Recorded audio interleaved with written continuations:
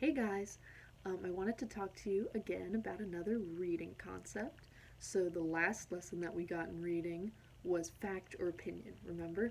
Fact versus opinion. Well, today we're going to be talking about cause and effect. And this may be something that you have learned about before. So, in which case, this should just strengthen your knowledge of it. And if you haven't practiced it before, that's okay. So, what do we mean when we talk about cause and effect? Well, like factor opinion, it seems fairly straightforward, right? Cause is why something happens, and your effect is what happens. Does that make sense? So, your effect is whatever happens because of the cause. You see? So, there are some really obvious examples that we can give. Um, So one would be real simple. Let's just say, because I was hungry, I ate breakfast. Does that make sense? Your cause is that you are hungry. Your effect is that you ate breakfast. Very simple. Why did you eat breakfast? Because you were hungry. So you've got your cause, because I was hungry, and your effect, I ate breakfast. You see? One happens because of the other. Um, let's use the example of the little nursery rhyme. Little Miss Muffet sat on her tuffet, eating her curds and whey. Then along came a spider, which sat down beside her and scared Miss Muffet away. So, we have our cause and effect here. Honestly, I find it easier to kind of look at the effect first.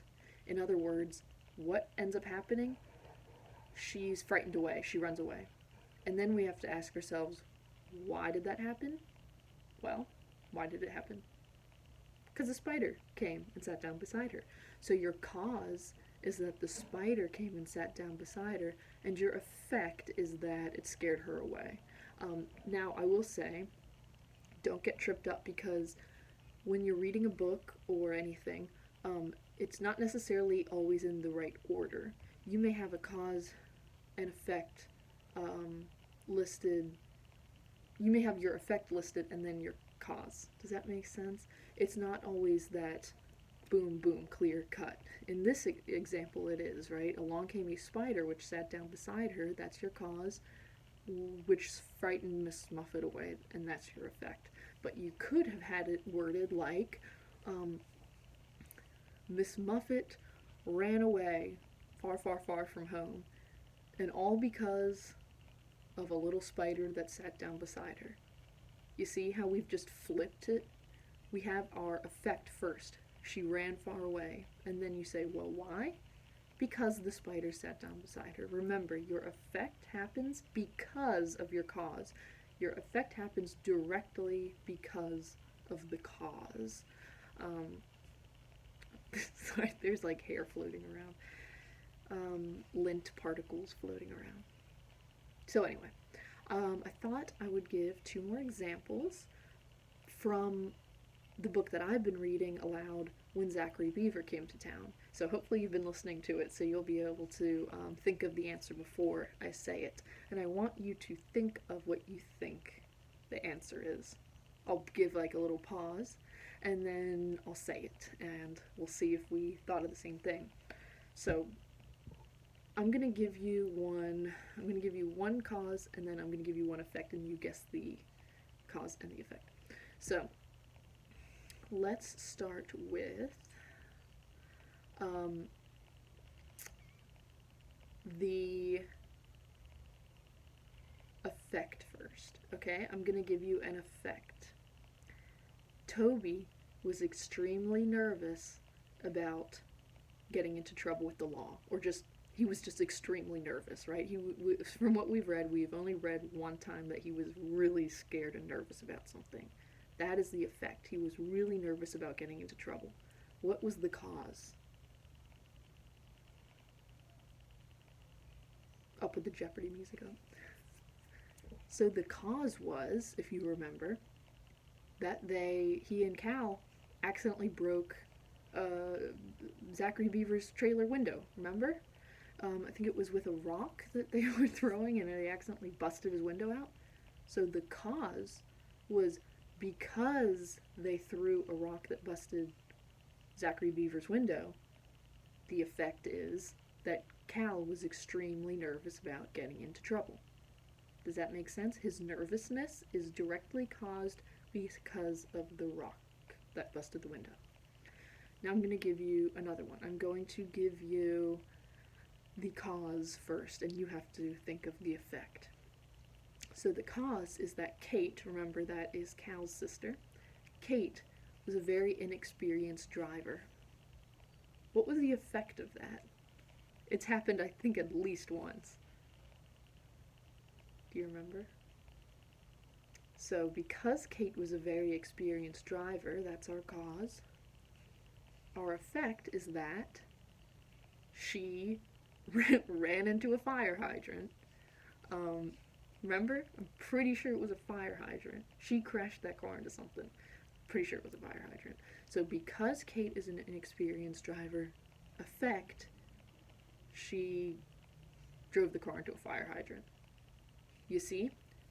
That one thing is directly caused because of something else. And that is cause and effect. I accidentally, I'm not even going to get into it, but I've got to tell you guys, I had a serious cake moment the other day. I drove my car into a trailer hitch. Thankfully, I didn't do too much damage. Just not something I need to be sharing around the world, but I had to tell you guys during this whole quarantine, I, like a total genius, accidentally drove my car very slowly into a tree. Good job, Miss Ward. Anyway, so for your subsequent little assignment for the week, kind of your follow-up from home, I want you to have fun with this and I want you to be creative.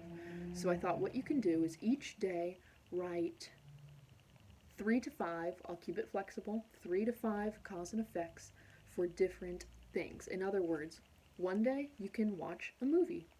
How about one day you watch a movie, or, if you have time to do that, and list 5 cause and effects from the movie. Now make sure that you write down what the movie is and all that so I can see it and understand what's going on, but you could do it for a movie. One day you could do it for an episode of a TV show that you like. Watch an episode of a TV show, right? That shouldn't be too painful. And list 3 to 5 cause and effects from the show. And shows are actually really, well, all media is good for it. I was going to say shows are good for it because you have a lot of events happening in a short amount of time, but a movie has a lot too. So I don't think you should have too many issues with that. One day I want you to do it from your book. You can do it from your read aloud book, so that would be either Zachary Beaver or Aragon. One day you can do it from your book that you're reading yourself, either your book club book or just your own personal novel that you're reading. And I thought you could even do it from events of your life, right? So if I looked at my life, I could say, cause is because I moved to America, I ended up going to Washington Montessori School. You see? Cause and effect. I mean, it's with all sequence of events. Your entire life is a cause and effect. Yeah. Because I went to college, effect, I was able to start working at Washington Montessori. You see? So you can do the same thing with your life. Those are just some ideas. You can do any of those. You can think of your own, I don't know, media to do cause and effect from. But those are some good, I think, options for you. And I'd like you to do one a day. So you list like three to 5 cause and effects from one thing each day. And you can either write this in a Google Doc or you can put it in a copybook. It's up to you. And then you can share it with me at the end of the week, right? So why don't you take a picture of it or upload the document on Friday or whenever you're done with it, okay? So that I can see them all at the same time. And I'll write this out on the assignment on Google Classroom. So I hope you guys have fun with that. And Have a great week. Bye bye.